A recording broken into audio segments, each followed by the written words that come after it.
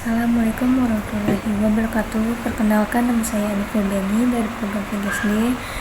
Saya di sini ingin menuntaskan ujian tengah semester pembelajaran terpadu. Di sini ada materi pertama, yaitu pengembangan kurikulum terpadu. Kurikulum terpadu biasanya mencakup berbagai disiplin ilmu seperti matematika, ilmu pengetahuan alam, sosial, dan seni. Dalam pengembangan kurikulum yang terpadu, para pengembang kurikulum harus mempertimbangkan berbagai faktor seperti tujuan kurikulum, kebutuhan siswa, kondisi sekolah, dan kurikulum yang sudah ada. Klarifikasi kurikulum terpadu dan model-model pembelajaran terpadu saling terkait, karena model-model pembelajaran terpadu dapat diimplementasikan dalam kurikulum terpadu. Berikut adalah penjelasan klarifikasi kurikulum terpadu dan beberapa model pembelajaran terpadu yang sering digunakan. Klarifikasi kurikulum terpadu yang pertama ada basis tema. Kurikulum terpadu berbasis tema menekankan pada topik atau tema tertentu yang memadukan berbagai disiplin ilmu atau mata pelajaran. Dalam model ini, siswa mempelajari berbagai konsep dan teori dari disiplin ilmu atau mata pelajaran yang berbeda terkait dengan topik atau tema yang sama. Yang kedua ada berbasis proyek.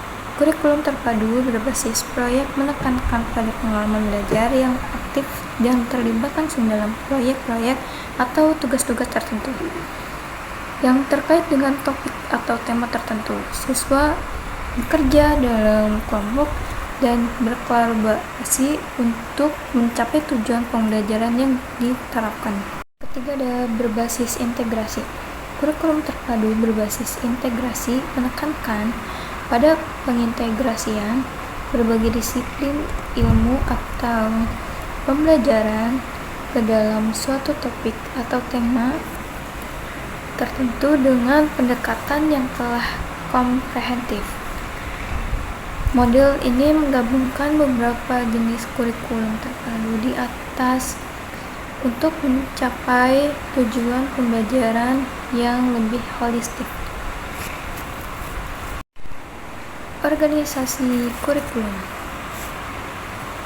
Organisasi kurikulum ini merujuk pada cara strukturisasi dan peraturan isi kurikulum yang meliputi tujuan, isi, dan metode pengajaran yang digunakan dalam suatu program pendidikan. Organisasi bertujuan untuk memudahkan pengajaran dan pembelajaran serta memastikan bahwa semua komponen kurikulum terintegrasi dengan baik. Adapun unsur-unsur organisasi kurikulum dalam Zainal Arifin 2011 antara lain, yang pertama ada konsep, definisi singkat dari suatu fakta atau gejala. Konsep menentukan adanya hubungan empiris dan hampir semua bentuk organisasi kurikulum dibangun berdasarkan konsep seperti peserta didik, masyarakat, kebudayaan, kuantitas dan kualitas ruangan, dan evolusi. Yang kedua ada generalisasi, yaitu proses membuat kesimpulan yang jelas dan fenomena yang ada di sekitar kita. Yang ketiga ada keterampilan, yaitu kemampuan untuk merencanakan organisasi kurikulum dan menjadi dasar untuk menyusun program yang keseimbangan.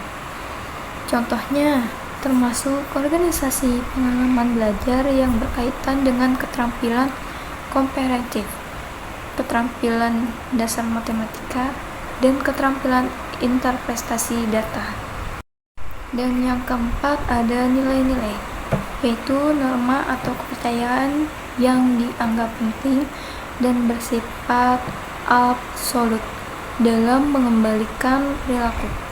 Contohnya termasuk menghargai diri sendiri, menghargai martabat dan posisi setiap orang tanpa memperhatikan ras, agama, kebangsaan, atau status sosial ekonomi.